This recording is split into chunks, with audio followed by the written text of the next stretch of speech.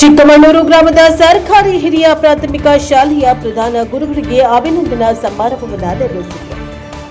ಸೇವಾ ನಿವೃತ್ತಿ ಹೊಂದ್ತಾ ಇರುವ ಶ್ರೀ ಎಚ್ ಹಿರೇಮಠ ಪ್ರಧಾನ ಗುರುಗಳು ಸರ್ಕಾರಿ ಹಿರಿಯ ಪ್ರಾಥಮಿಕ ಶಾಲೆ ಚಿಕ್ಕಮಗಳೂರು ಇವರು ಸೇವಾ ನಿವೃತ್ತಿಯನ್ನ ಹೊಂದ್ತಾ ಇರುವ ನಿಮಗೆ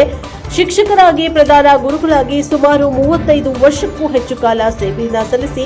ಅಪಾರ ಶಿಷ್ಯ ವೃಂದವನ್ನ ಸೃಷ್ಟಿಸಿ ಶೈಕ್ಷಣಿಕ ಪ್ರಗತಿಗೆ ಅನನ್ಯ ಕೊಡುಗೆ ನೀಡಿದ ನಿಮಗೆ ಆ ದೇವರು ಆಯುರಾರೋಗ್ಯ ಕೊಟ್ಟು ಕಾಪಾಡಲಿ, ನೆಮ್ಮದಿಯ ಜೀವನ ನಿಮ್ಮದಾಗಲಿ ಎಂದು ಎಸ್ಡಿಎಂಸಿ ಅಧ್ಯಕ್ಷರು, ಸರ್ವ ಸದಸ್ಯರು ಮತ್ತು ಸರ್ವ ಶಿಕ್ಷಕ ಶಿಕ್ಷಕಿಯರ ಬಳಗ ಸರ್ಕಾರಿ ಹಿರಿಯ ಪ್ರಾಥಮಿಕ ಶಾಲೆ ಚಿಕ್ಕಮಗಳೂರು ಇವರು ಸನ್ಮಾನಿಸಿ ಗೌರವ ಪೂರ್ವಕ ಅವರನ್ನ ಬೀಳ್ಕೊಟ್ಟರು. ಈ ಸಂದರ್ಭದಲ್ಲಿ ಎಸ್ಡಿಎಂಸಿ ಅಧ್ಯಕ್ಷರಾದ ಮಹೇಶ್ ಗೌಡ ಬಿ ಪಾಟೀಲ್, ಉಪಾಧ್ಯಕ್ಷರಾದ